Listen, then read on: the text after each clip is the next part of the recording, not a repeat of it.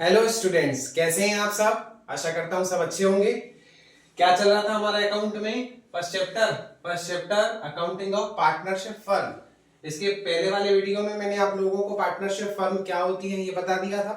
साथ ही मैंने अपने दूसरे वीडियो में आपको बताया था कि पार्टनरशिप फर्म की डेफिनेशन जो हमने देखी थी section 4 of Indian partnership act 1932 के अंतर्गत पार्टनरशिप फर्म की डेफिनेशन क्या है। ये दोनों डेफिनेशन और मीनिंग समझने के बाद अब हम अपनी फर्स्ट चैप्टर की class accounting of partnership firm में आगे बढ़ेंगे।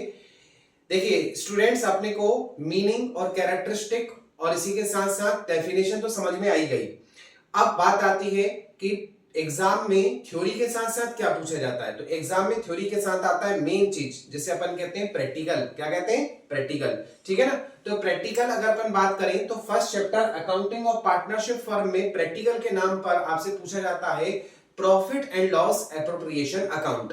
हाँ, आज मैं आप लोगों को क्लियर करूंगा profit and loss appropriation account क्या होता है, और इसी के साथ मैं आज आपको सिखाऊंगा कि profit and loss appropriation account हमसे कैसे बने। तो कोई भी अकाउंट अगर हमसे अच्छे तरीके से बनना चाहिए तो उसके लिए दिया जाता है एक सुटेबल फॉर्मेट। ठीक है, तो हम अपने इस वीडियो में ये भी देखेंगे कि profit and loss appropriation account क्या है, और साथ में ये हम सीखेंगे कि profit and loss appropriation account हमसे कैसे बने, यानी उसका एक अच्छा फॉर्मेट। तो देखिए स्टूडेंट्स, ये है हमारा अकाउंटिंग ट्रीटमेंट। ठीक है, अकाउंटिंग ट्रीटमेंट में हमसे दो चीजें इस चैप्टर में पूछी जाती हैं। नंबर एक जिसका नाम है profit and loss appropriation account, और नंबर दो पूछा जाता है पार्टनर्स कैपिटल अकाउंट। दो चीजें हैं, ध्यान से देखिए, profit and loss appropriation account और दूसरा है पार्टनर्स कैपिटल अकाउंट। मैं आपको इस वीडियो में यह भी बताऊंगा कि profit and loss appropriation account क्या होता है और इसे कैसे बनाया जाता है, और साथ ही साथ में यह भी आपको बताऊंगा कि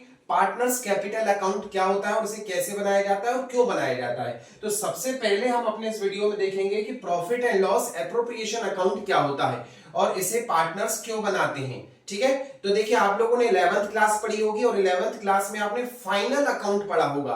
फाइनल अकाउंट में सबसे पहला आपने पढ़ा होगा ट्रेडिंग अकाउंट, फिर दूसरा आपको याद आ रहा होगा कि हाँ, ट्रेडिंग अकाउंट के बाद हमने पढ़ा था प्रॉफिट एंड लॉस अकाउंट, और फिर तीसरी चीज पढ़ी थी हमने बैलेंस शीट। तो बीच में जो आपने प्रॉफिट एंड लॉस अकाउंट पढ़ा है तो उसका मेन मोटिव क्या होता है? टू फाइंड नेट प्रॉफिट और नेट लॉस ऑफ प्रोपराइटर, यानी बिजनेस के मालिक को प्रॉफिट हुआ या लॉस, ये नेट प्रॉफिट हुआ या नेट लॉस, इसको फाइंड करने के लिए हम लोगों ने क्या तैयार किया था? Profit and loss account. ये बनाया गया था with the help of trading account.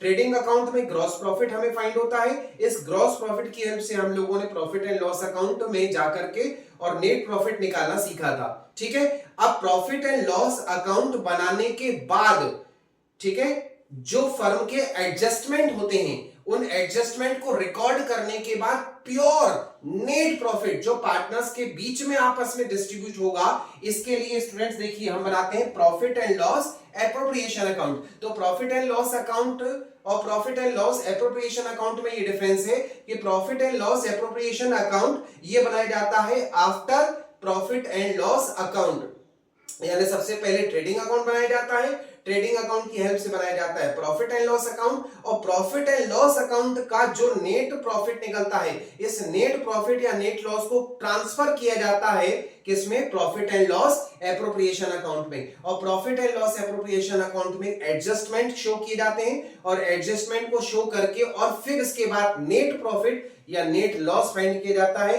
ये प्योर नेट प्रॉफिट और नेट लॉस जो है पार्टनर्स के बीच में आपस में म्यूचुअल अंडरस्टैंडिंग से जो भी एग्रीमेंट के अनुसार तय हुआ है, चाहे इक्वल रेशियो हो, चाहे डेफिनेट रेशियो हो, चाहे कैपिटल रेशियो हो। मैं अपने वीडियो में आपको तीनों रेशियो बताऊंगा कि किस तरीके से फाइंड किए जाते हैं।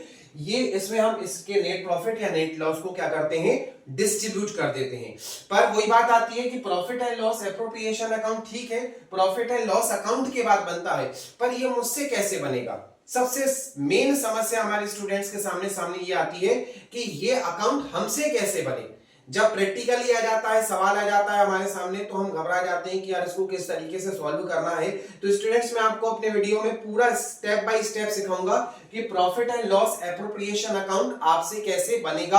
आप इस वीडियो में लगातार बनिए रहिए और profit and loss appropriation account हमें कैसे तैयार करना है उसको ध्यान से समझिए, और इसी के साथ उसके नोट्स आप अपनी कॉपी में भी रिकॉर्ड कर सकते हैं, अपनी कॉपी में भी बना सकते हैं। तो स्टूडेंट्स देखिए, ये है हमारा फ्रेश पेज। इस पेज पे हमें तैयार करना है profit and loss appropriation account का फॉर्मेट।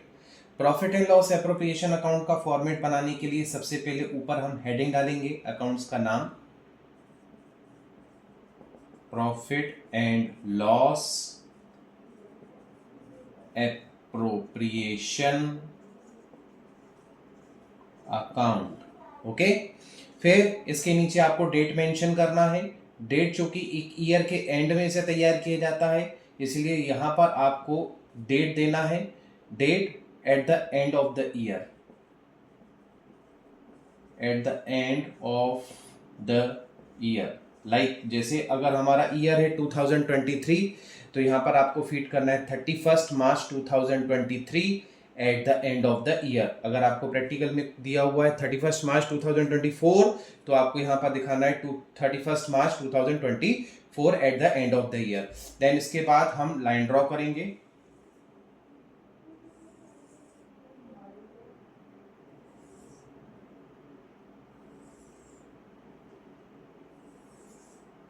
ये हो गया हमारा पर्टिकुलर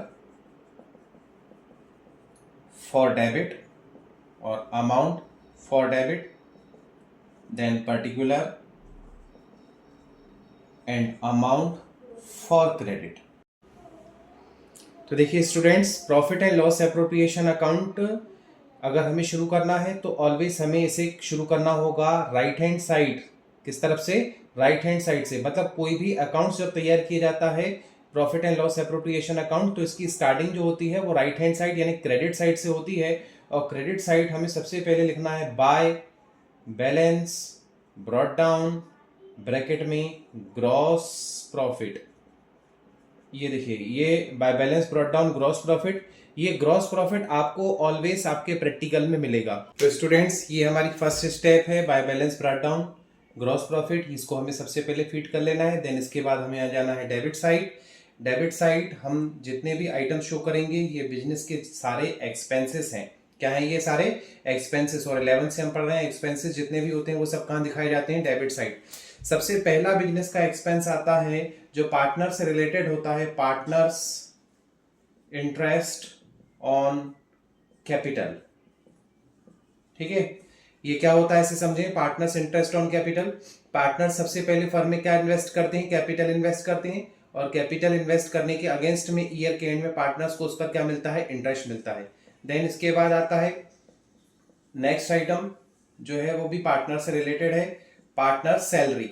सैलरी भी हमें कहाँ शो करना है? डेबिट साइड, क्योंकि सैलरी भी हमारे बिजनेस का क्या होता है? एक्सपेंस होता है। भले पार्टनर को ये चीज सैलरी मिलेगी, परंतु सैलरी फर्म का क्या होता है? एक्सपेंस, क्योंकि वो फर्म पार्टनर को पे करती है। ठीक है, कभी कभी पार्टनर फर्म में ऐसे वर्कर भी काम करते हैं, ठीक है, तो इसलिए उनके काम के बदले में उन्हें क्या मिलती है? सैलरी। इसी तरीके से आता है नेक्स्ट मेन आइटम जो भी पार्टनर से रिलेटेड होता है, पार्टनर्स कमीशन।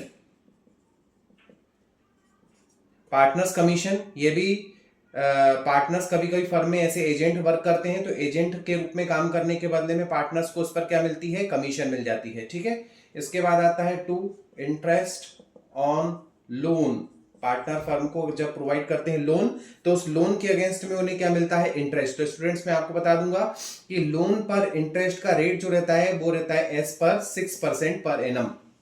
ठीक है, लोन का इंटरेस्ट क्या रहता है? 6% पर एनम। ठीक है, 6% पर एनम के हिसाब से ही आपको चार्ज करना पड़ता है। पर एनम का मतलब होता है कि जितने मंथ के लिए आप पार्टनर ने फर्म को लोन दिया है उतने मंथ का उन्हें उस पर क्या मिलेगा? इंटरेस्ट मिलेगा। ठीक है, क्लियर। इसी तरीके से नेक्स्ट आता है डेप्रीसिएशन। ये भी हमारी एडजस्टमेंट की एक मेन आइटम है। 11th में आपने डेप्रीसिएशन पढ़ा होगा। फिक्स्ड असेट्स का लगातार यूज करने पर उसमें या उसकी वैल्यू में क्या होता है? रिडक्शन आता है, डिक्रीज होती है, और डिक्रीज होने के लिए उस पर क्या लगाया जाता है? डेप। ठीक है, तो डेप्रीसिएशन हमारे फर्म का क्या होता है? एक्सपेंस होता है, इसलिए इसे कहां दिखा रहे हैं? Debit side. नेक्स्ट आता है to bad debts. Bad debts का मतलब सभी को मालूम होगा, 11th पढ़ा हुआ है। बैड डेट्स मतलब डेटर्स, डेटर से रिलेटेड होता है। डेटर्स कभी कभी क्या होता है, फर्म को अपना कोई अमाउंट पे नहीं करते हैं, तो अमाउंट पे ना करने के कारण उन्हें हम काय में डाल देते हैं, बैड डेट्स में, यानी इसको हिंदी में कहते हैं डूबत ऋण। ठीक है, तो इस तरीके से जितने भी फर्म के एक्सपेंसेस हैं वो आपको कहां दिखाना है, डेबिट साइड। लाइक और बता देता हूं, जैसे मैनेजर्स कमीशन, कभी कभी मैनेजर को भी उनकी सेवाओं के बदले में, काम के बदले में क्या मिलती है, कमीशन मिलती है। ठीक है, इसी डेबिट के सारे आइटम होने के बाद देखिए स्टूडेंट्स, हमें क्रेडिट साइड से भी एक दो आइटम शो करना है। क्रेडिट साइड जो आइटम जो शो होते हैं वो होता है drawing of goods. Drawing of goods, कभी कभी पार्टनर अपने पर्सनल यूज के लिए क्या करते हैं, फर्म से कोई कैश या गुड्स विड्रॉल करते हैं। तो जब पार्टनर पर्सनल यूज के लिए अगर कैश विड्रॉल करते हैं तो वो कहलाता है कैश का ड्राइंग या ड्राइंग ऑफ कैश, और वो ड्राइंग ऑफ कैश फर्म की इनकम नहीं होता है।